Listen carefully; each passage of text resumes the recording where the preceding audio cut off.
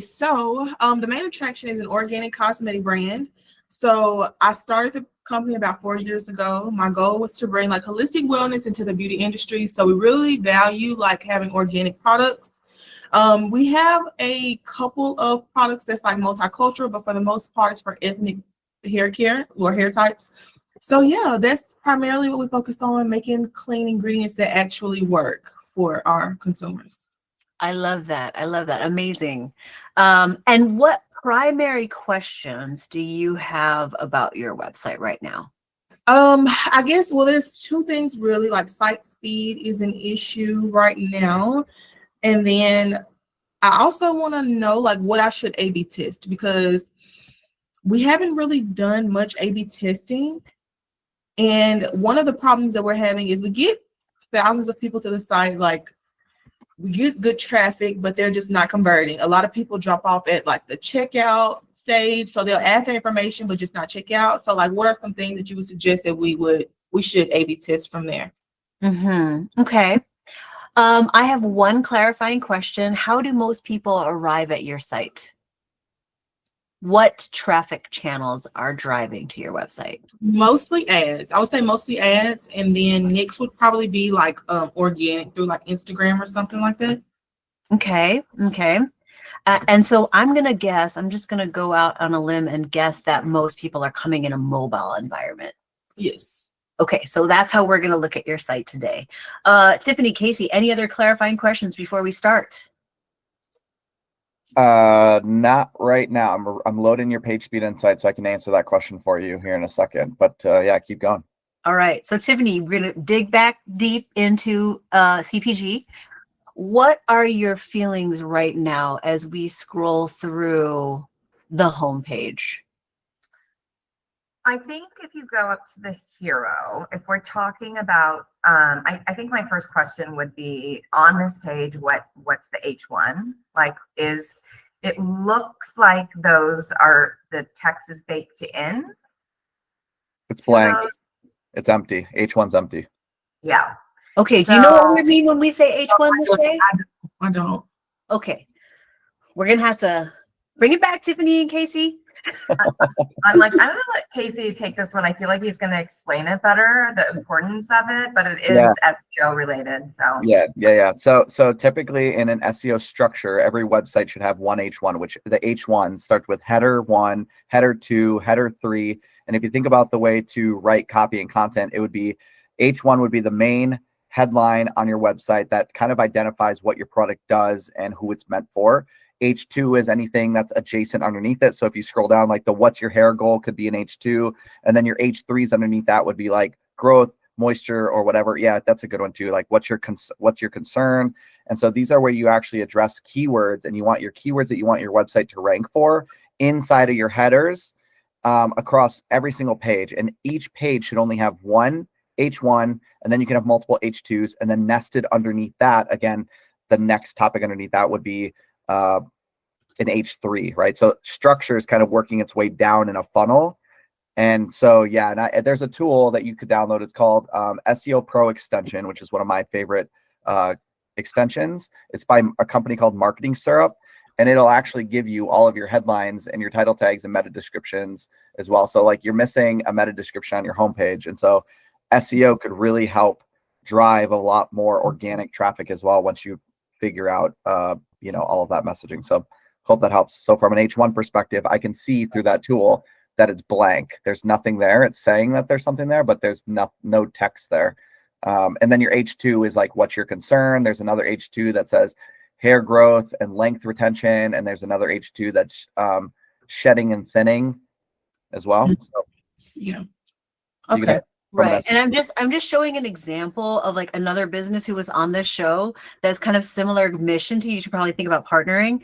But this is the kind of stuff that shows up right in here. So this area, this is a little bit different with SEO, but when you're looking at, what like plant-derived feminine care, female hygiene, that is a page name, but all of these things say hello to the future feminine care with natural washes and swipes. That's that H1, H2 is the metadata that you is not necessarily it can be visible on your site, but that's what Google reads, and that improves your findability.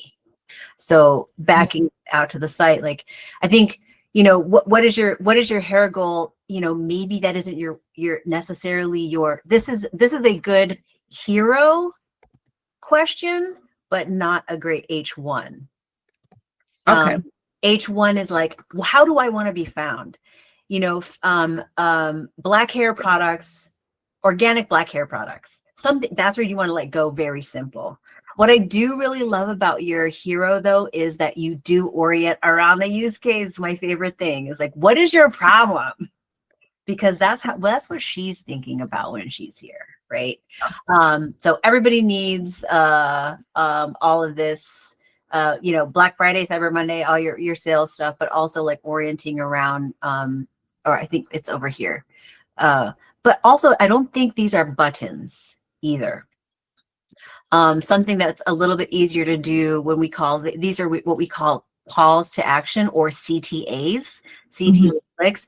It's really helpful to, if these are actual buttons, to be able to discover who, like right now, if I clicked here on growth or scalp health, you wouldn't know it from the data because it's in the picture.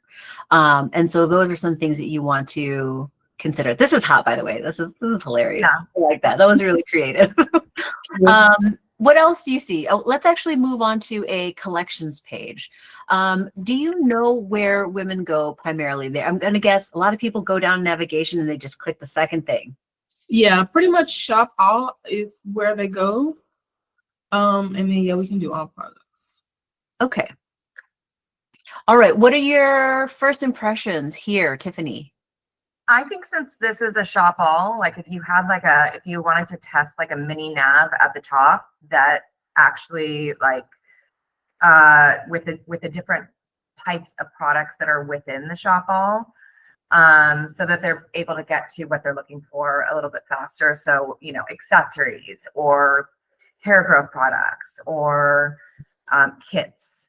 So just being able to break it down on a shop all, so you know it filters it, instead of having to go into the actual like browse the filters, refine, or I think refine is probably your filters.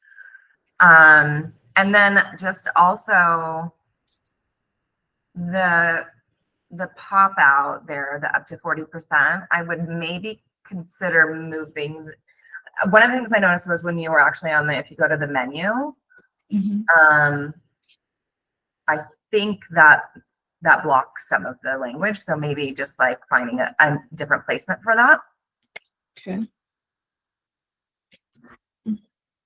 What about you, Casey? What do you see? Yeah, so I like it from, okay, so visual, your product photography is fantastic. Like really nice visuals, really nice rollovers. Another thing that you could do from a collections page, from an SEO perspective, is at the very bottom of that page. So a lot of the collections in search and in SEO will rank the collections page versus the PDP, which is the product page, right? So you could actually stuff more information inside drawers or FAQs around. I'm looking at the product even here, like the collection page called for like hair care. You could stuff at the very bottom of that collection page, stuff a bunch of FAQs down there or additional content that's at the very bottom of that page to help rank for that collection page. It's a kind of an SEO kind of hack and strategy as well. So then you get not just the products on there, but you get all of this content that helps rank that page, i.e. organic hair care products or whatever that would be that you could identify in there, which would be really great, because then you could go into there. And then I'll wait for the next section, because I'm about to click into a product and look at the PDP page as well. Do you know what an accordion is? No, what is that? That is, you probably got one here. This guy. That's what the okay. That's what this thing is right here. When you have things in a drawer, this might not necessarily be working for me because I'm on an actual computer, and it might actually work on mobile. So don't freak out. Okay. But if I've got when you open these, that's what the accordion is. Let me see if I can get that to if I refresh my page here. Well, in any case, what Casey's saying in your FAQs, if you put that on a collections page and you have all this extra content without muddying the site, that will help findability. So if you have, so this is an accordion where you have like collapsed things and then content inside. That's what they call an accordion. But let's take a look at this page. I'm going to scroll down all the way through. So what we've got here on a product detail page is your free shipping, and I got a free shipping bar. I've got an add to cart upsell right here at the top, my gallery, and then going down to the title of it, the proof points, the price, points, pay in installments, add to cart, buy now, ships in 1 to 3 business days, my accordions, my badges, and then the reviews, which is fairly normal to expect at the end. All right, Tiffany, go. I also want to comment on the photography because I was earlier on the biotin gummies and just the strawberries everywhere made me want to buy it. Thank you. Even if it's not for her. Because it just says it tastes delicious. Thank you. So yeah, really good there. I would perhaps test the upsell closer to the buy button. So instead of having it at the top, I feel like maybe once you get down below, you might forget that it was up there. So closer to the buy button. And then I know that you have free shipping at the top, but where it says ships 1 to 3 business days, like you could have some trust badges down here that include like the free shipping, and then some of the scrolling banner that you have with like lab tested, all of these things that you have would be really good to see maybe underneath the buy button as you know, just things that are like proof that your product has been tested and all of that. I think the subscription and the way that you have handled that here looks great. Yeah, those are my main call outs. Quick question. What apps do you guys use to kind of like A/B test to see which one is converting more? So we use, so there is a tool called, why am I saying Rebuy, that we use for upsells and personalization. Unfortunately, because we're headless, everything isn't out of the box for us, so it's not as easy to use. But I would think for other people who are not headless, it would be very easy to test things like that. So you'd be able to test the location. You would also be able to test different verbiage and just the way that looks on your page. We use Visually for all other testing where you can just move things around. It's actually one of it. I wouldn't say it's super affordable, but compared to others, it's affordable for what it can do. Yeah. Yeah, Okay. and the other darling of Shopify at the moment is Shoplift. So I put both of those links in there for everybody. So you have, there's Visually, which is on the higher end because it does a lot of dev work for you.